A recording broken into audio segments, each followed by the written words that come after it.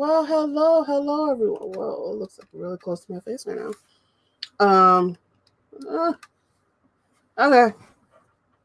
Sorry. Give me 1 second. I just gotta adjust my camera. I'm like really close to the face. Ha! And hello, everyone. Welcome to a brand new episode of Hot Topics.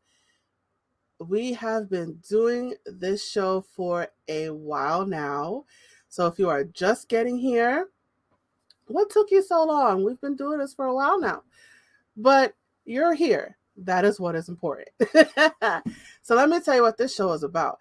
This show is about real talk about education, employment, mental health, physical health, family, anything else that is steamy. So we like to have those conversations and put it all out in the open. You know, those private conversations that you just talk about with your friends, or you complain about with your coworkers, or you only talk to your supervisor about, or it's so hush hush that people don't really talk about it.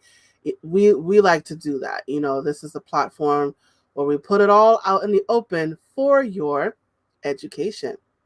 So, well, today today is no different, and I just want you to know I look like I just woke up, so I apologize for that.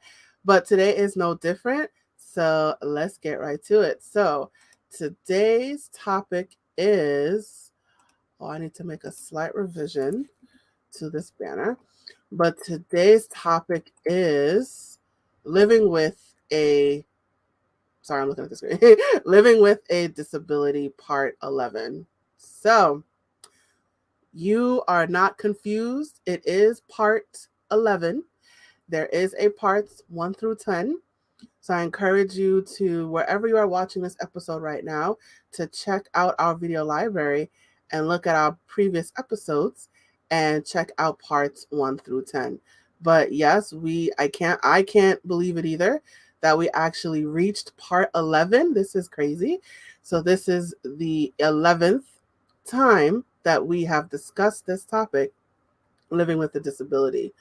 So yes, we like to repeat topics here at Hot Topics because we believe that there is multiple ways to see a single topic, and there's multiple experiences, multiple points of view, multiple lenses, and we want to put as much out there as possible. So I don't know what happened, but this topic is apparently the hot topic at the moment, and today is no different. So I have a guest with me who is going to sit on the hot seat. She's going to take the fire, and she's going to go through it. I'm going to put her through the ringer. And let me tell you who she is. So her name is Sarah Stelmach-Brown. I hope I'm saying her name right.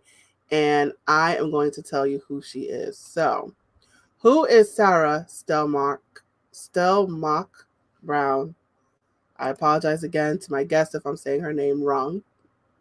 So, Sarah Stelmach-Brown is a caregiving advocate with a major focus on autism and Alzheimer's disease, and the host of the podcast Caregiver Chronicles, which we will discuss later on.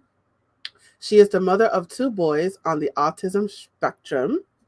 Sarah worked as a certified nursing assistant and certified medication technician at assisted living facilities, nursing homes, and in-home care before leaving in July of 2021 after experiencing caregiver burnout.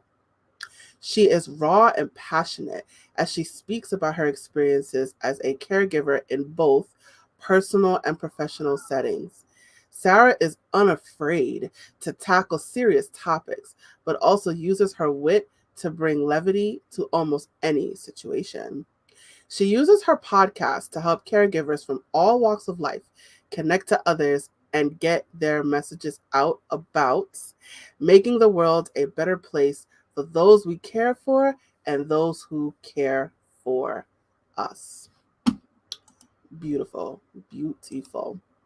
Well, let's do it. I can't wait, and let's get her on camera. Let's get her to the stage right now. Hi, Sarah. How you doing today? Hello. How are you doing today? I'm doing wonderful. How are you? Thank you so much for having me here. Yeah, awesome. So, of course, the topic is living with a disability, and you are going to talk about that disability, and I'm going to have you, you know, tell your life story and say whatever you want to say. So I'm looking forward to grilling you on that. Um, so without further ado, I'm gonna just hand over the baton and let you tell your story. Thank you. So my name is Sarah Stelmach-Brown. I'm a mom of two boys on the autism spectrum. Both my kids also have been diagnosed with ADHD, and I have another child who is diagnosed with oppositional defiant disorder and anxiety. Um, I have ADHD myself. I was diagnosed at the age of 7. At the time I was diagnosed, my father was also diagnosed with ADHD as an adult.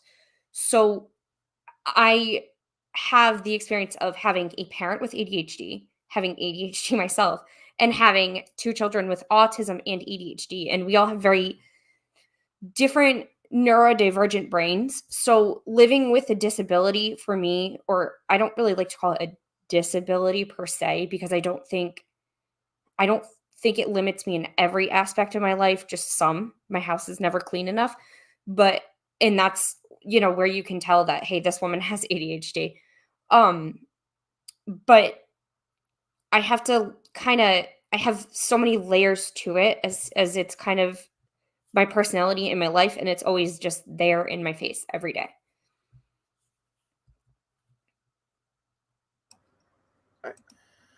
All right, so let's unpeel those layers if you don't mind. Okay. S- Um, so my my diagnosis was, like I said, at the age of 7. I couldn't, like, one characteristic of ADHD is starting a task and not being able to finish it. I would get bored very easily, or I would get distracted. One thing I could not do, and I remember being a little kid and just, like, not liking myself for this. I knew as a kid something was wrong with me because I couldn't color a page. Every other kid in my class could sit there and color a whole page, and halfway through it's like, I can't do this. I just can't do this. I thought I hated coloring. I kind of hit a point where my mom's like, "What do you mean you hate coloring? Every kid likes coloring." Wasn't so much that I hated coloring, I was that it was just a characteristic of my ADHD and something that came out in my personality. A lot of the things that I did as a child that drove my mother specifically nuts were also things that my father did. So while she was learning and reading up on ADHD, and again, this is back in the 90s, she was seeing things in my dad, and she would say, like, "Hey, our daughter does this and you tend to do the same thing."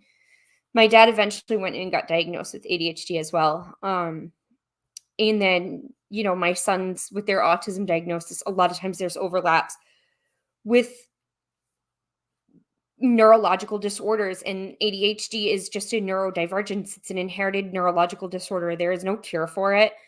And there's treatments, there's medications that can help, but there's no, like, cure for it. You don't grow out of it. You always have it. And same thing with my kids being on the spectrum and also having ADHD, because neurological disorders can actually coexist. A lot of people don't realize that. A lot of people believe it's one or the other.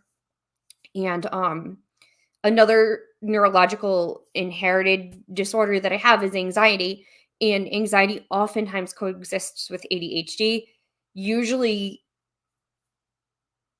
I don't think I know anybody with ADHD who doesn't have anxiety that as an adult.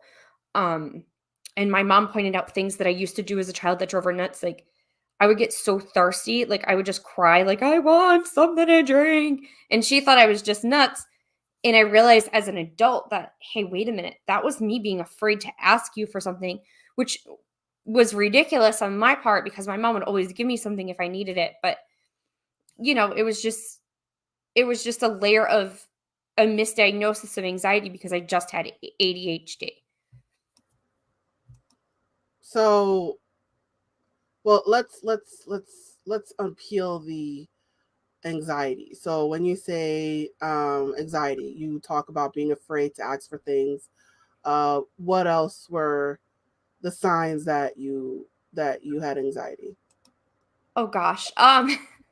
Pretty much everything. I was afraid of teachers, I was afraid of other kids. Like I would try to get along with other kids and teachers, but sometimes I just, anxiety is anxiety. Just feel anxious. I would get very nervous before tests. Sometimes so nervous that I would do terrible on them. And eventually, growing up I had an IEP, and eventually they were able to sit down with me and realize that I did so bad on written exams because of anxiety, as again as part of the ADHD, as they do coexist in many people's brains. Um that they would have to sit down, they'd pull me aside and they'd ask me questions. Hey, what does this mean?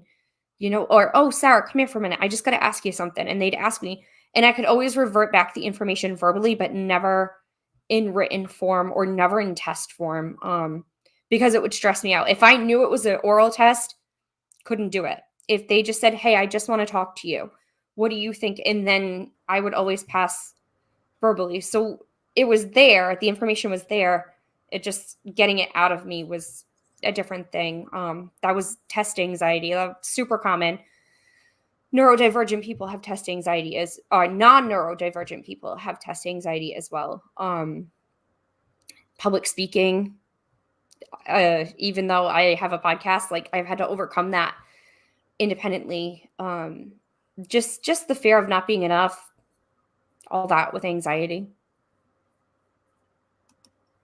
And how did and you and you got that from your father. So it, when he had his anxiety, how did he handle it?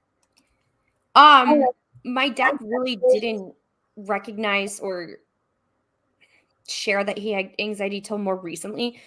And when I was a kid in the 90s, it was it was weird because I wasn't diagnosed with anxiety till I was an adult. It's looking back as an adult realizing, holy crap, I had anxiety too. A lot of times when I would express that I felt anxious about things or stressed out about things at a young age, it was, you're a kid, you don't have anything to worry about. Everything you need is provided for you. You can worry when you're older. And so there was a lot of that mentality. And I even remember being in my 20s and having like a panic attack at work one day where I had to go out 911 because my blood pressure was so high I couldn't breathe and I was having chest pains. And my dad looked at me and he's like, well, if you keep having these drama queen fits, it's going to impact your work. And I'm like, well, I didn't do that on purpose, Dad. Like my heart was pounding. I was shaking. I couldn't breathe. Um, and it wasn't until he started having panic attacks himself and anxiety himself that it was funny because he told me about some of things. Like they just bought an RV and he was like, I am so nervous to drive this. He's like, I am like afraid. He's like, my heart is pounding. Like, he's like, I've never drove anything that big before. And I'm like, Dad, it's going to be okay. Deep breaths. You can do this. And I'm like talking him down through his anxiety. Granted, again, this was recently as adults, but um, I think he looks at it differently now as a sense of he's had, panic attacks and like claustrophobia incidences in the camper they used to have, that he realizes like, hey, wait a minute, you have no control over your anxiety. It can control you if you don't take a minute, take a breath and talk yourself down. And that's kind of something I had to learn to do on my own as a kid because I had no diagnosis or medication for the anxiety. The ADHD I had medication for a little while as a child, but not after a certain point I stopped taking it. Um, but going through that on my own, it really, I don't know, it just really changed how I view anxiety and how I view neurodivergence and what I know I'm capable of. It put me in a level where I feel like I'm just capable of doing a lot more with all of it. Like I'm capable of overcoming obstacles a lot more easily than I think I am, if that makes sense. Well, tell me more about that. Um, So an example would be honestly starting a podcast. I was petrified to do this at first. I was afraid to talk about my life. I was even told like, you shouldn't share stories of your children and their struggles. You shouldn't share stories of your struggles. Nobody needs to know that. Um it's embarrassing. It's inappropriate. It can make you look bad. And I still have a little bit of that in the back of my head. Am I always doing the right thing? Am I always saying the right thing? And some of that again is like our natural like fight or flight, like am I enough? Um but some of that is my own just me really wanting to overcome those feelings. And so, I did the things that I thought I couldn't do and I'm still doing them. It's not easy. Sometimes I'm sweating and shaking thinking about, what am I doing? What am I saying? I'm making myself look nutso, or, I'm not good enough to do blank. And realistically, I have to pull myself back and talk myself down. But again, this is the only reason I can is because of years of coping strategies. One of my coping strategies just happens to be humor and having a little bit of a self-deprecating humor, unfortunately, where sometimes I will be the first person to make fun of myself before anybody else has the opportunity. It's just a way to, I don't know. It's I can't really explain it. It doesn't make sense.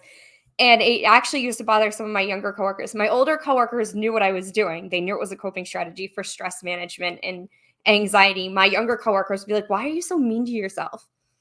And it's just things that I don't know. I can't explain it. Just everyday things that I do that I push myself to do. And the fact that you have a you have a podcast. It looks like you have several of them. It's you're doing something that you never thought you would do. You're doing something that maybe 10 or 20 years ago you would think you would never do something like that. You would never well, I don't know if you're on camera, but you would never put yourself out there. You would never try to talk to people. You would never try to initiate conversations. You're doing something that, and I'm just um, guessing here. Correct me if I'm wrong, but it sounds like now you would never do things that you never thought you would have done, if that makes sense.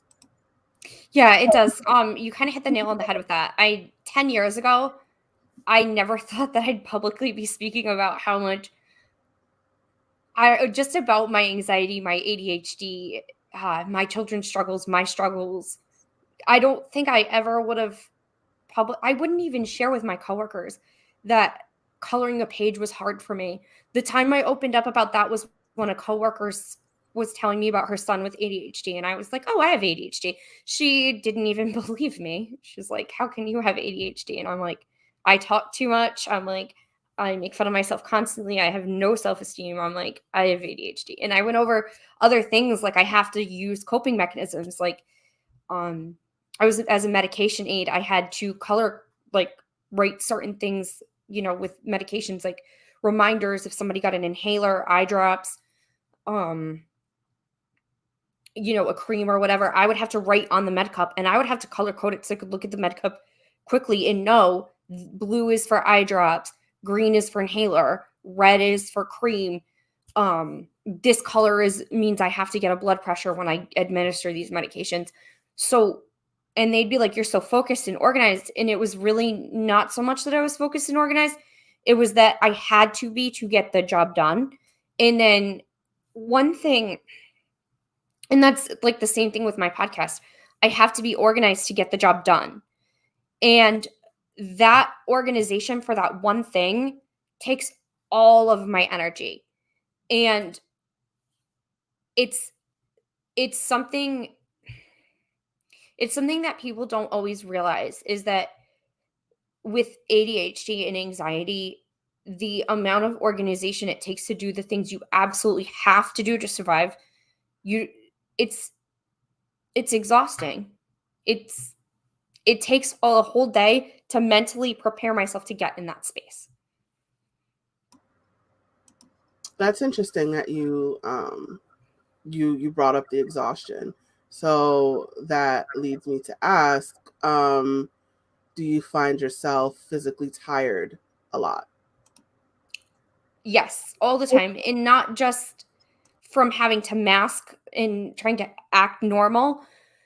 Um, and I use normal in air quotes because I don't like 1 in 4 people have, some type of mental illness or neurodivergence. So what is normal?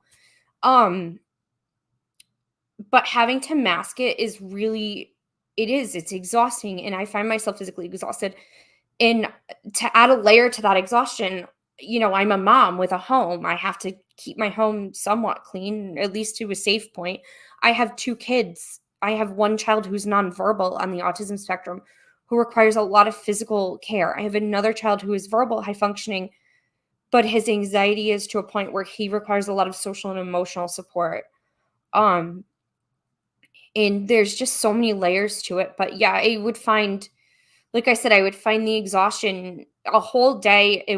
I couldn't do too many things before work because then at work, I wouldn't have the energy to focus, or vice versa. At home, if I worked mornings, which I rarely ever did, afternoon is my best time of day. And so now, with the podcast, I'm able to schedule my life around what I need to do and need to do for my kiddos. But that just, I don't know, like, I can't explain the exhaustion with masking. And it's not even so much a physical tired, it's like a mental tired. It's like my brain is tired. I just need to rest. Things that would wear me out would be, obviously work. Grocery shopping is another thing that I just find so overwhelming and stressful. I used to try to go grocery shopping before work, and then one day I realized that I can't do both in one day. I go to the grocery store and I come home from the grocery store and I'm just like, I was around too many people. I had to put myself in a position where I had to focus on what was on my list, not get distracted by shiny objects or cookies, because I like cookies, or chips, but not get myself distracted, focus on my list, focus on what I was going to do. And while all these other things are happening, and it's even that can sometimes be stressful for me. That being said, I still get up and do it. I don't use my ADHD as an excuse to not do things. I use it as something that I know I have to prepare my day around. So this is how I'm going to do it. That's interesting that even going to the grocery store is a chore for you. So are you one of those people that has to do like one thing at a time that is difficult to multitask? Well, that actually depends on the task itself. If I am doing something like cleaning, I actually find that I do a better job if I have an audiobook or music on in the background and I am cleaning my kitchen and dancing around my kitchen as I'm cleaning. I feel like I get less distracted that way. I can kind of just get in a groove and get it done and not overthink the task. What overwhelms me more than doing a task on its own, or a lot of times just having a task that's a big task, like cleaning my whole kitchen. I know I have to start with the sink and then go to the stove and then do all the counters and organize the cabinets and then the tables and then the floors. And the task of cleaning your kitchen itself isn't necessarily a hard task, but there's so many subtasks that sometimes I have moments where it's like, I don't know where to start. That's what overwhelms me. So that's why I usually put on an audiobook or something like that. Or even YouTube. Like, I'll be walking around my house cleaning it with like my phone in my hand, like watching a YouTube video, like focusing on the YouTube video, but actually getting things done because I know what I need to do and I can mindlessly do them if I'm focusing on something else. And it also makes the task less crappy.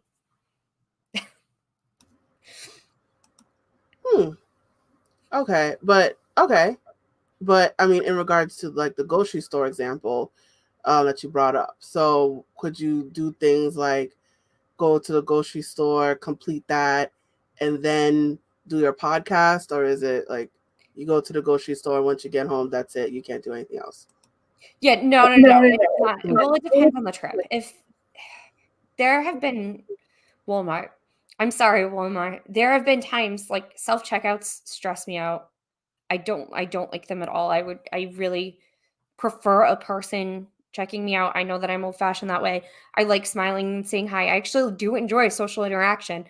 Um, Self checkouts are stressful for me. They're I don't know why. A lot of times, if it's like a crowded grocery store on a bad day, I might take a break. I might say, you know what, I need a few minutes, maybe have a snack or drink or something, do something else for a little while and recharge. Um, but it's not necessarily like a grocery store and then nothing else for the rest of the day. Even with podcast recordings, there have been days where I've been able to record multiple episodes in one day and do just fine.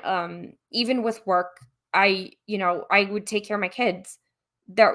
My youngest son required 15 hours a week of therapy. So we had ABA therapy going on while I was working on stuff for my podcast or whatever else I needed to do, or even during the pandemic when my kids were home and I was working in an assisted living facility, I was homeschooling both of my kids on their Zoom meetings, doing all the things I needed to do and going to work. Yes, it led me to burnout. I think it would lead anybody to burnout. Um, I don't think it was just ADHD burnout either. I think it was like a caregiver burnout because I get to the point where I just couldn't take care of anybody anymore. Like I needed a minute to just take care of myself. And that's also why I'm such a big advocate for self-care.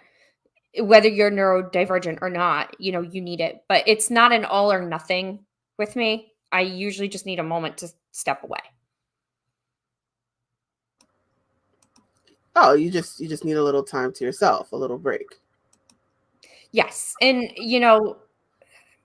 neurodivergent or not, we all, like every single person does. Nobody can do everything all the time.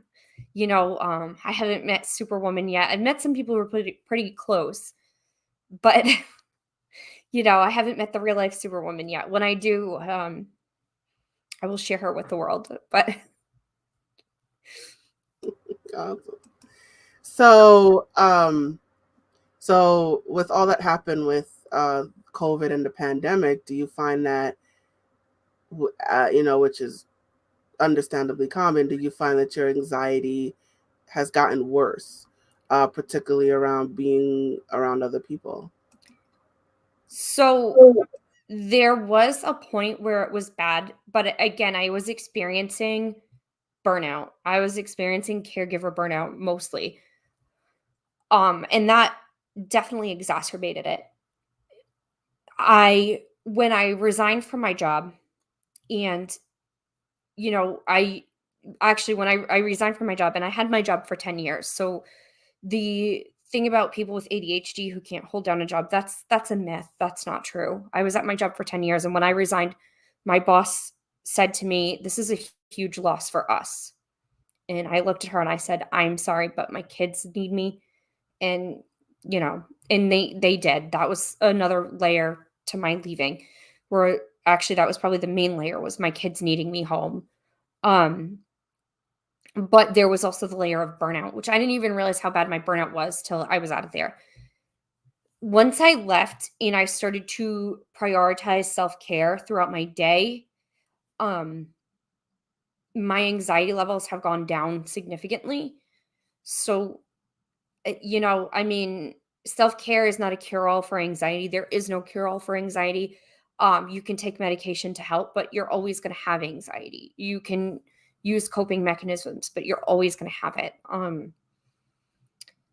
But yeah, I think that there was times where the pandemic definitely made it worse. One thing that was really scary for me was going back to work. Actually, after having COVID myself, having a bad case where I was in bed for 21 days, and getting up and going back into work, knowing that we had lost residents and knowing that we still had positive residents in the building. I was fortunate that nobody in my house got COVID when I was sick. And I was absolutely horrified to go back in there and bring it back home. Hmm.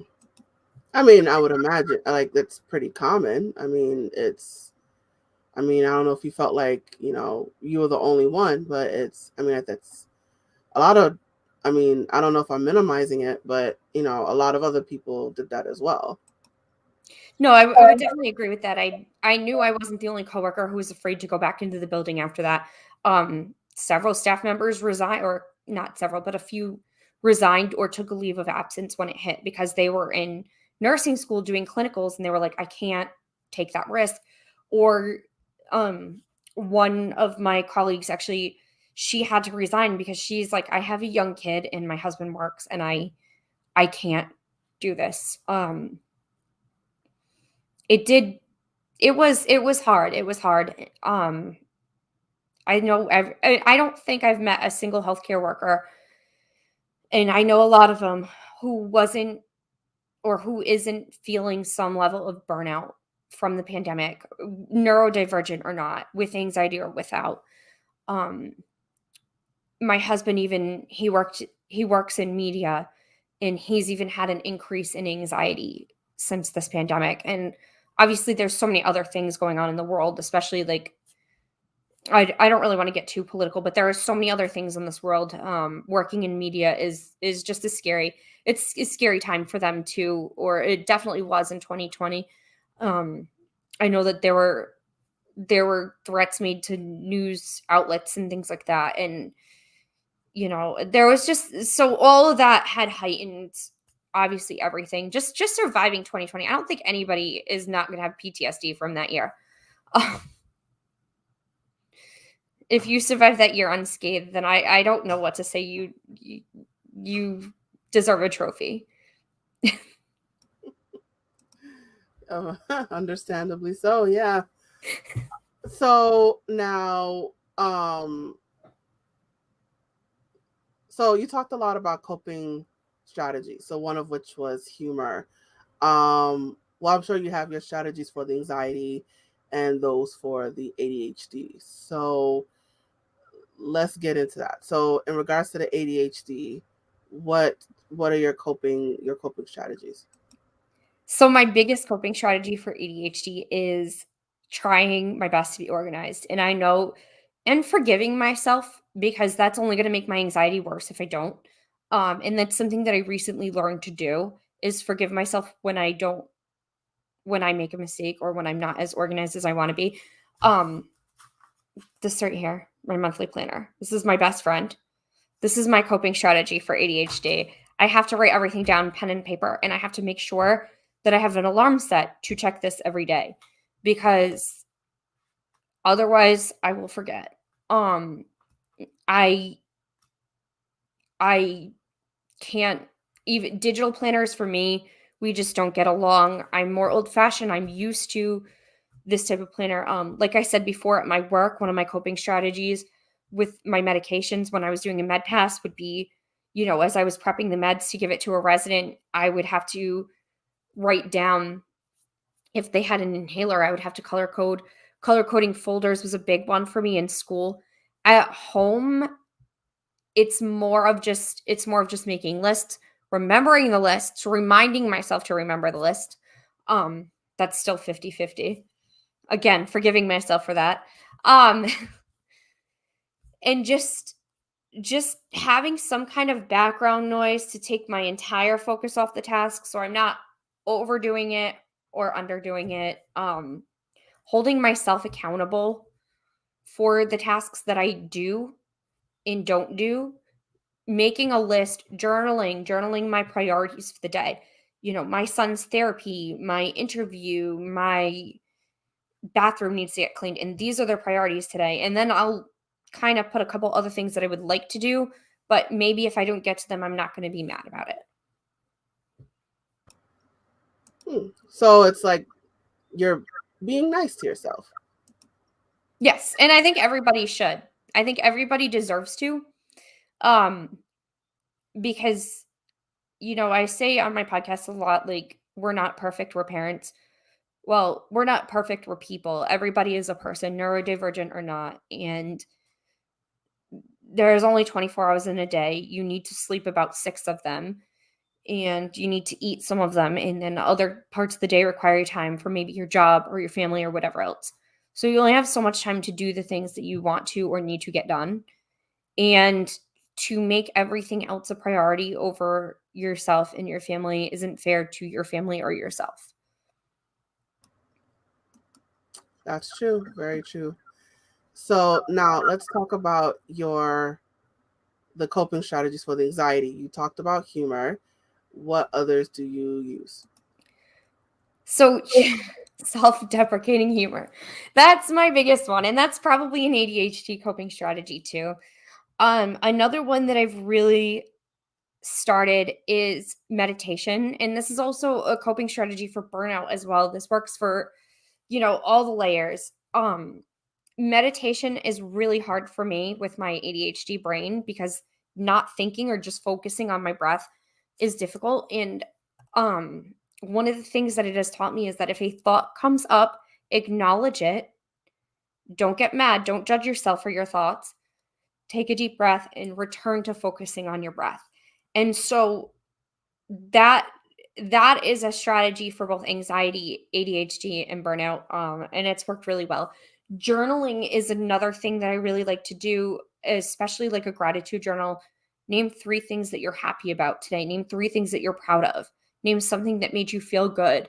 Um, Finding gratitude isn't always easy, especially when you're burnt out, when you're anxious, when you're having trouble focusing. And that's just another one of my strategies for my anxiety. Another one is just calling a friend, just getting on the phone and calling a friend. A random dance party. Again, I like to have my smart speaker play a song and I will just start dancing around my house. You know what? I feel stressed. I need to shake it to some Britney or or whatever else. I like that Dua Lipa song Levitating. That's like my new favorite dance song.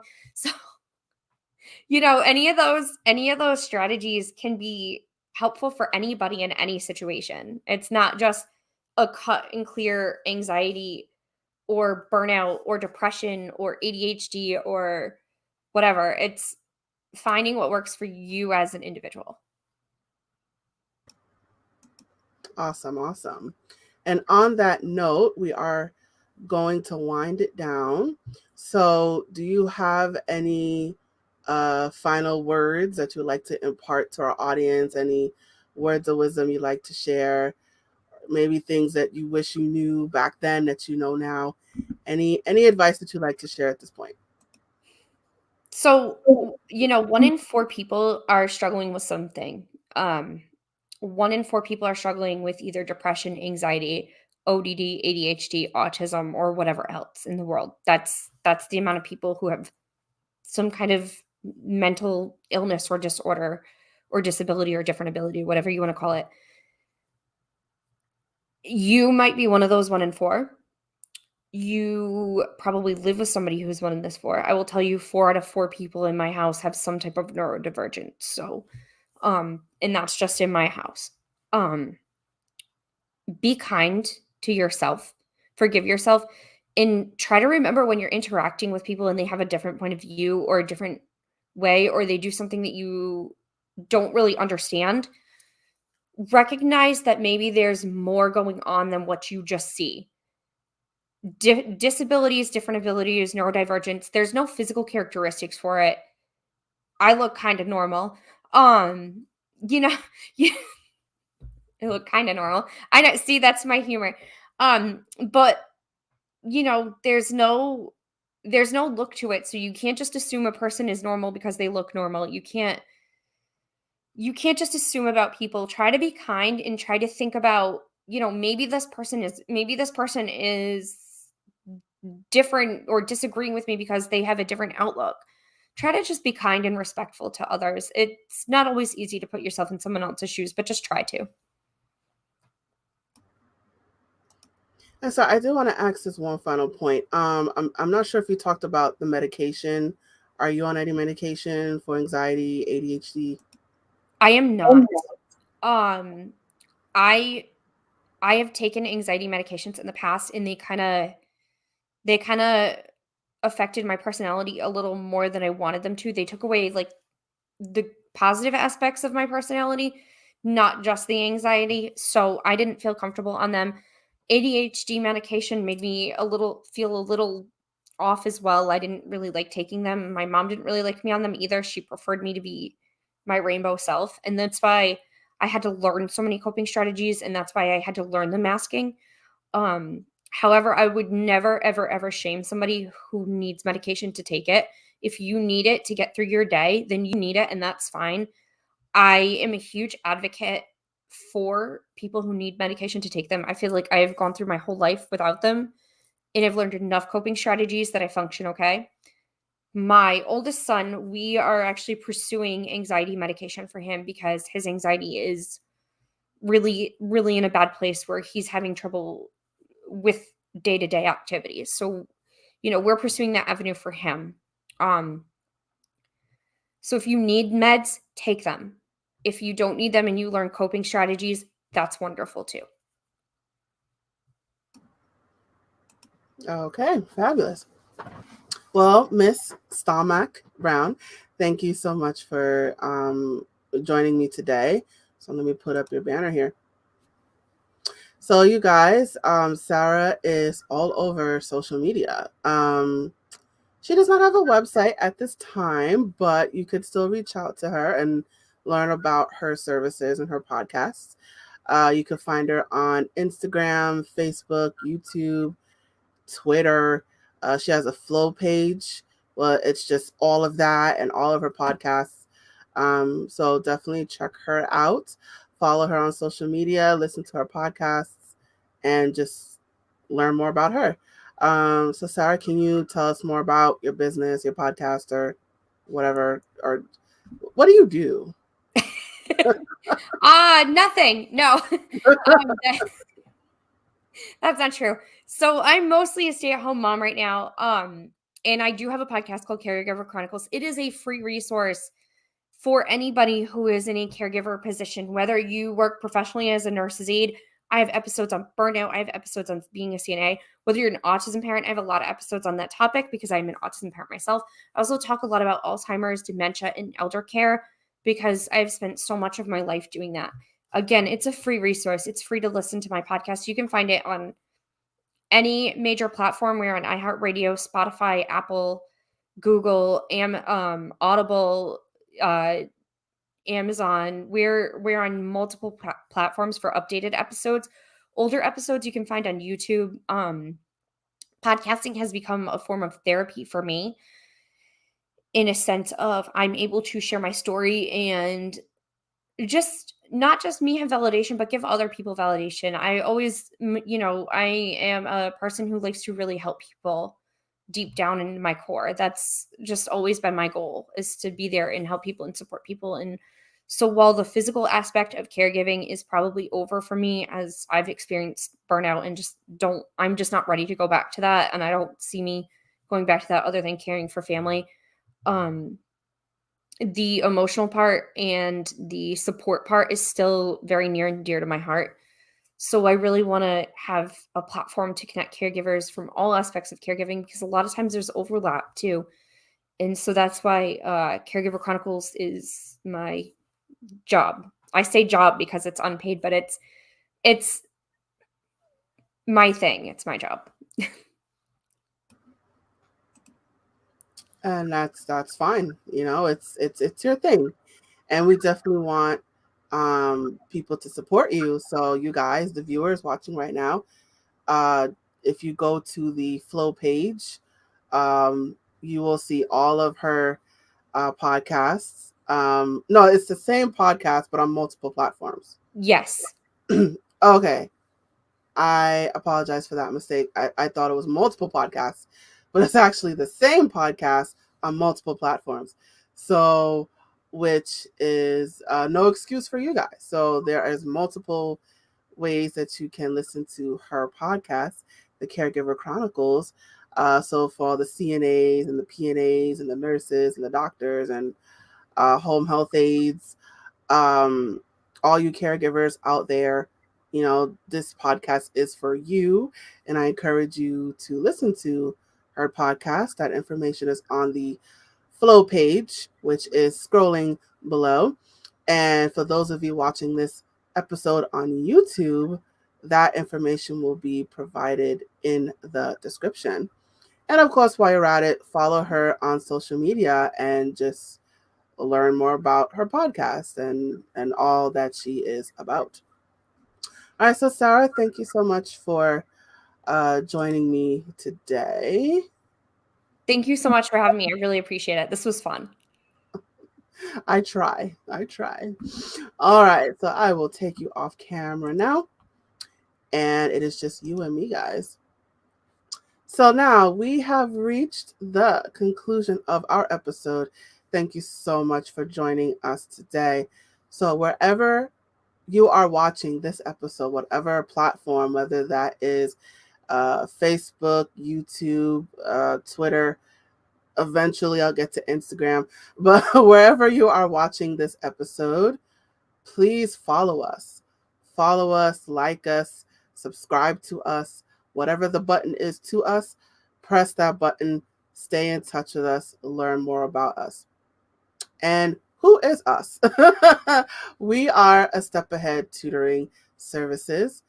And if you would like to learn more about our company, the things that we have to offer, our services, our workshops, if you want to learn more about hot topics, if you want to learn more about me, if you yourself are looking for a tutor for your child or even for yourself, please hit us up.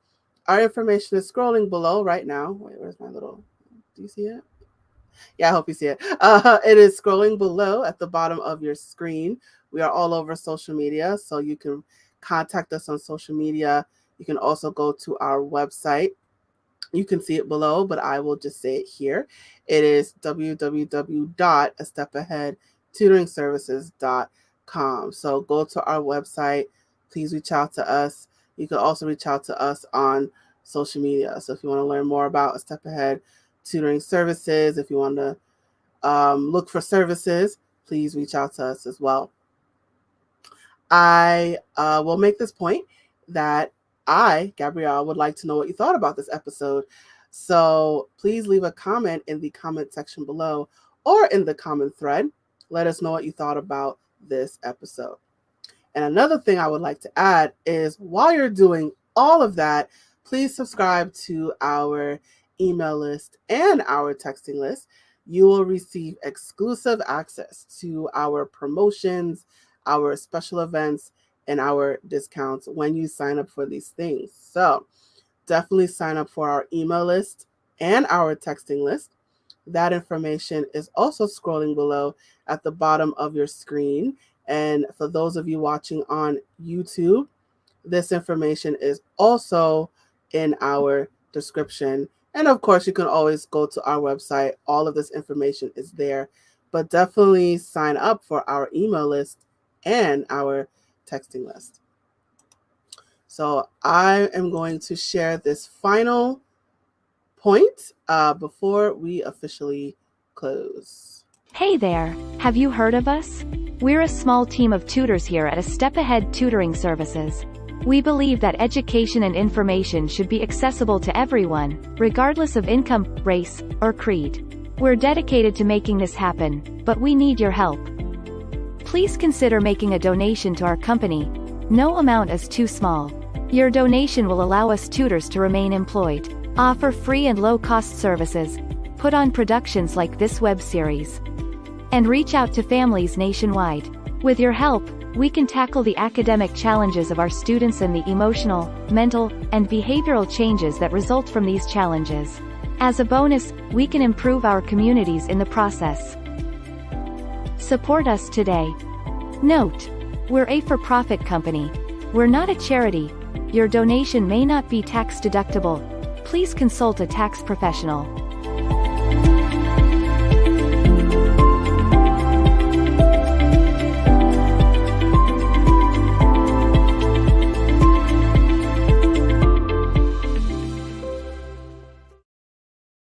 Awesome. So please consider making a donation. Your donation will be appreciated. All right, and you guys, we reached the end. I'm all over today. Sorry. We have reached the end of this episode. Thank you again for joining us. I, Gabrielle, look forward to seeing you at the next episode. So now I am signing off.